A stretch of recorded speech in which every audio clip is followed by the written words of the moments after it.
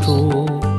ஆண்டவர் தமது உரிமை சொத்தாக தெரிந்தெடுத்த மக்கள் பேறு பெற்றோர். ஆண்டவரை தன் கடவுளாக கொண்ட இனம் பேறு பெற்றது. அவர் தமது உரிமை சொத்தாக தெரிந்தெடுத்த மக்கள் பேறு பெற்றோர். வானி நின்று ஆண்டவர் பார்க்கின்றார், மானிடர் அனைவரையும் காண்கின்றார். தமக்கு அஞ்சி நடப்போரையும் தம் பேரன்புக்காக காத்திருப்போரையும் ஆண்டவர் கண்ணோக்குகின்றார். அவர்கள் உயிரை சாவினின்று காக்கின்றார். அவர்களை பஞ்சத்திலும் வாழ்விக்கின்றார்.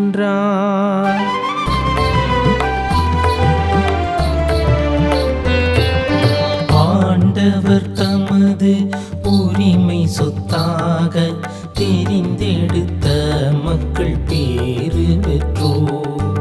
ஆண்டவர் தமது உரிமை சொத்தாக தெரிந்தெடுத்த மக்கள் பேறு பெற்றோர்.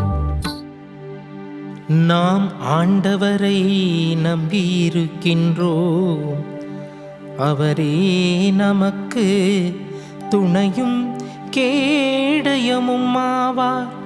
உம்மையே நாங்கள் நம்பியிருப்பதால் உமது பேரன்பு எங்கள் மீது இருப்பதாக.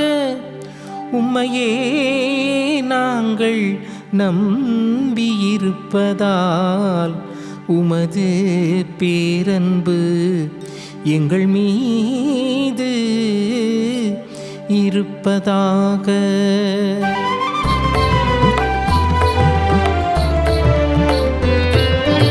ஆண்டவர் தமது உரிமை சொத்தாக தெரிந்தெடுத்த மக்கள் பேறு பெற்றோர். ஆண்டவர் தமது உரிமை சொத்தாக தெரிந்தெடுத்த மக்கள் பேறு பெற்றோர். இறை இயேசு கிறிஸ்துவின் பிரியமுள்ள அன்புமிக்க சகோதர சகோதரிகளே, இதோ தினம் ஒரு திருப்பாடல் என்ற நிகழ்வின் மூலமாக உங்களை சந்திப்பதில் நான் பெரும் மகிழ்ச்சி அடைகின்றேன். இன்றைய நாளில் நமக்கு கொடுக்கப்பட்டுள்ள திருப்பாடலானது திருப்பாடல் 33. இதன் முன்மொழி வசனமாக நாம் வாசிக்க கேட்டோம். ஆண்டவர் உரிமை சொத்தாக தேர்ந்தெடுக்கப்பட்ட மக்கள் பேறு பெற்றோர். அந்த உரிமை சொத்தாக தேர்ந்தெடுக்கப்பட்ட மக்கள் நாமே. அவருடைய பிள்ளைகளாக நாம் இருக்கின்றோம். நம்மை அனுதினமும் காத்து பராமரித்து வருகின்ற கடவுள் நமக்கு தந்தையாக இருக்கின்றார். தந்தைக்குரிய அன்போடும் தந்தைக்குரிய பாசத்தோடும் தந்தைக்குரிய அரவணைப்போடும் அவர் என்றும் நம்மோடு இருக்கின்றார். அவர் நம்மோடு என்றும் பயணிக்கின்றார். அதன் மூலமாக அவருடைய உடன் இருப்பையும் அவருடைய பாதுகாப்பையும் நமக்கு அனுதினமும் அவர் வெளிப்படுத்தி கொண்டிருக்கின்றார். அவருடைய பிள்ளைகளாக இருக்கின்ற நாம் தந்தைக்குரிய அன்போடும் தந்தைக்குரிய பாசத்தோடும் நாம் அவரை அன்பு செய்கின்றோமா? நாம் அவர் மீது நம்பிக்கை வைத்திருக்கின்றோமா? நாம் அவரை நாடி செல்கின்றோமா என்று நாம் சிந்தித்து பார்ப்போம். கடவுள் ஒருபோதும் நம்மை எந்த சூழ்நிலையிலும் அவர் நம்மை கைவிடுவதில்லை. இக்கட்டான நேரத்திலும் நாம் துன்ப வேளையிலும் அவர் நம்மோடு இருக்கின்றார். எனவே அதேதான் இன்றைய திருப்பாடல் நமக்கு வெளிப்படுத்துகின்றது. இன்றைய திருப்பாடல் அதேதான் நமக்கு சுட்டி காட்டுகின்றது. ஆண்டவர் வானில் நின்று பார்க்கின்றார். அவர் மனிதர்கள் அனைவரையும் அவர் காணுகின்றார். நாம் போகுவதையும் வருவதையும் நாம் செய்கின்ற செயல்களையும் அவர் அனுதினமும் கண்காணித்து கொண்டிருக்கின்றார். அனுதினமும் அவர் அதனை அறிந்தவராக இருக்கின்றார். எனவே நம் துன்பத்தில் இருக்கின்ற போதும் வேதனைகள் இருக்கின்ற போதும் அவர் ஒருபோதும் நம்மை விட்டு விலகி செல்வதில்லை. மாறாக நம்மை தேடி வந்து நம்மை அரவணைத்து நம்மை பாதுகாத்து அதன் மூலமாக அவர் நம் மீது வைத்திருக்கின்ற அன்பினை அவர் நமக்கு வெளிப்படுத்தி கொண்டிருக்கின்றார். ஒரு பிள்ளை தந்தை மீது அளவு கடந்த பாசமும் அன்பும் வைத்திருக்கும். அந்த பிள்ளை ஒரு இக்கட்டான வேளையிலும் துன்ப நேரத்திலும் என் தந்தை என்னோடு இருக்கின்றார், நான் எதற்கும் பயப்பட தேவையில்லை, நான் எதற்கும் அஞ்ச தேவையில்லை என்ற ஒரு நம்பிக்கை அந்த ஒரு பிள்ளையிடம் இருக்கும். அத்தகைய நம்பிக்கையும் அத்தகைய ஒரு தைரியமும் நம்மிடம் இருக்கின்றதா? நாம் கடவுளிடம் நம் நம்பிக்கை வைத்த மக்களாக வாழுகின்றோமாம். கடவுள் ஒருபோதும் நம்மை கைவிடுவதில்லை. ஆனால் சில வேளைகளில் நம்முடைய வாழ்வில் துன்பம் வருகின்ற போதும், இக்கட்டான நேரங்களில் நாம் நிறைய நேரங்களில் கடவுளை விட்டு விலகி செல்கின்றோம். எனக்கு இத்தகைய துன்பம் வர நேரிடுமா, இத்தகைய துன்பம் வருவதற்கு நான் என்ன செய்தேன் என்று பல கேள்விகள் மூலமாக நாம் அவருடைய அன்பிலிருந்து விலகி செல்ல ஒரு வாய்ப்பாக அமைகின்றது. எனவே இன்றைய நாளில் இந்த திருப்பாடல் நமக்கு கூறும் செய்தி, ஆண்டவர் என்றும் நம் உடன் இருக்கின்றார். அவர் வெறுமனே உடன் இருப்பினை மட்டும் வெளிப்படுத்தாமல் அவர் தன்னுடைய பாதுகாப்பையும் அரவணைப்பையும் என்றும் நமக்கு கொடுக்கின்றார். அதன் மூலமாக அவருடைய ஆசிரியம் அருளையும் நமக்கு தந்து அவருடைய அன்பினை அவர் அனுதினமும் அவர் வெளிப்படுத்தி கொண்டு இருக்கின்றார்.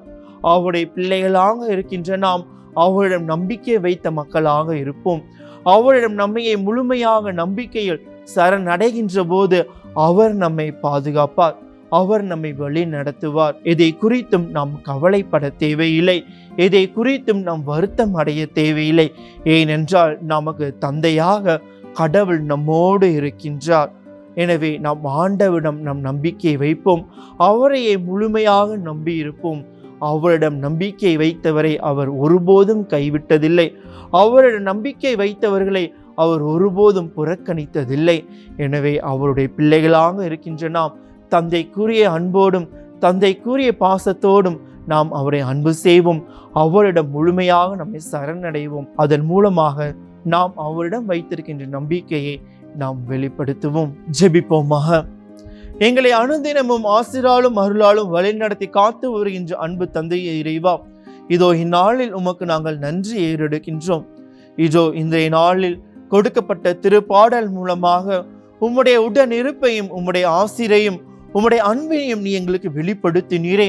உம்முடைய பிள்ளைகளாக இருந்து உம்முடைய பிள்ளைகளுக்குரிய ஆசிரியம் அருளையும் அனுதினமும் எங்களுக்கு தந்து எங்களை ஆசீர்வதித்து அதன் மூலமாக நீர் எம் மீது வைத்திருக்கின்ற அன்பினை நீர் எங்களுக்கு வெளிப்படுத்திய மேலான கிருபைக்காக இந்நேரத்தில் நாங்கள் நன்றி கூறுகின்றோம். ஆண்டவரே, எங்களுடைய வாழ்வில் துன்பங்கள் வருகின்ற போதும் சோதனைகள் வருகின்ற போதும் நாங்கள் உம்மை விட்டு விலகி செல்லாமல் உம்மிடம் நம்பிக்கை வைத்த மக்களாக வாழ உம்மையே நம்பி இருக்க தேவையான ஆற்றலை அருளையும் எங்களுக்கு தாரும். ஆண்டவரே, இதோ துன்ப வேளைகளில் நாங்கள் உம்மிடம் வைத்திருக்கின்ற நம்பிக்கை குறைவடையாமல் அதை இன்னும் அதிகப்படுத்த உம்முடைய தூய ஆவியானவரை எங்களுக்கு துணையாளராக தந்து உம்மிடம் அன்பு வைத்து வாழ தேவையான ஆசிரியம் அருளையும் தந்து எங்களை அனுதினமும் வழிநடத்திட வேண்டும் என்று எங்கள் ஆண்டவராக இயேசு கிறிஸ்து வழியாக உம்மை மன்றாடுகின்றோம்.